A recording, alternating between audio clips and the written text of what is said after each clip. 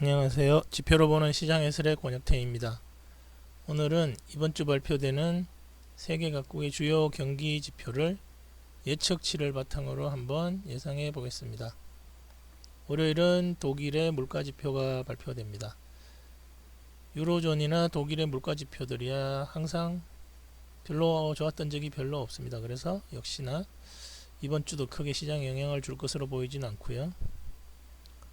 미국 쪽에서 나타나는 주택 세일즈, 여기도 역시 크게 영향을 줄 것으로 보지는 않습니다.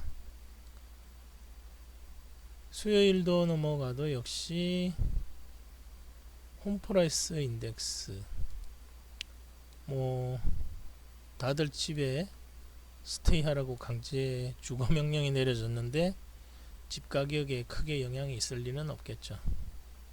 매도하는 축도 없을 거고 매수하는 측면도 없을 것입니다. 그래서 거의 아마 횡보 상태로 가지 않을까. 시장 영향을 주기는 아마 좀 힘들 겁니다. 이번 주는 그리고 이러한 경제 지표보다는 기업들의, 특히나 기술주 기업들의 실적 발표가 아마 좀 더 영향을 주지 않을까 생각합니다. IBM이 월요일이고요. 텍사스 인스트루먼트가 21일 정도 지금 나오고 있습니다.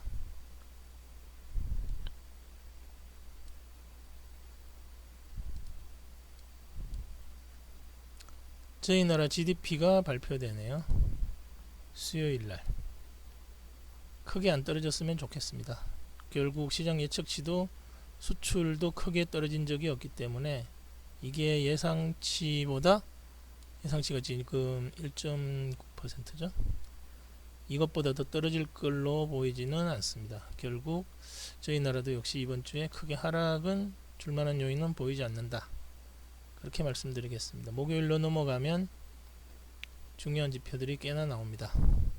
독일의 PMI, 현존하는 경기 순환지표 중에 가장 선행지표죠.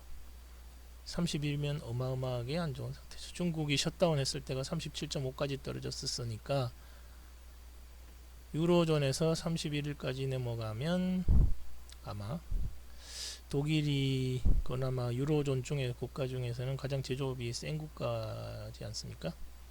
좀 목요일쯤 되면 조정으로 한 번쯤 하락이 나타날 수도 있을 것 같습니다. PMI 지표가 좋은 게 없죠. 실업자 청구 건수도 역시 이 부분은 좀 고점이 지난 것으로 판단되어서 좀 시장에 도움이 되는 쪽으로 발표되지 않을까 봅니다.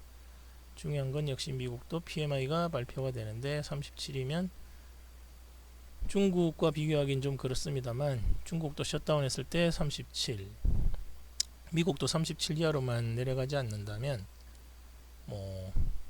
시장이 급락하거나 또 큰 폭의 조정을 가지고 올 것으로 보이지는 않습니다. 금요일은 내구재 주문 쪽인데 별로 좋을 게 없겠죠. 여기도 왜냐하면 주문을 많이 당연히 안 했을 테니까 장비 투자 같은 쪽이거든요. 지금까지 간단하게 경기 지표들 살펴봤고요. 결국 이렇게 말씀드릴 수 있을 것 같습니다. 지금 한참 코로나 상황이 좋아지고 있고 기업들 실적 발표도 있는데 크게 기술주들은 떨어지지 않을 것으로 보고 있거든요. 그 상황에서 미국이 다음 주부터 어떻게 해서든지 경제 활동을 다시 재개한다고 하니까 월화 수요일까지는 아마 상승 추세를 이어가다가 상승 추세 정도에 따라서 주 후반에 하락하는, 수요일 정도가 꼭지점을 찍고 조정받는 그런 모양이 이번 주에 나타나지 않을까 봅니다. 그래서 장기적으로 투자하고 있는 ETF나 인덱스 ETF 또 변액보험도 그대로 다 현재 포지션을 다 유지해 가도록 할 예정입니다. 시청해 주셔서 감사합니다.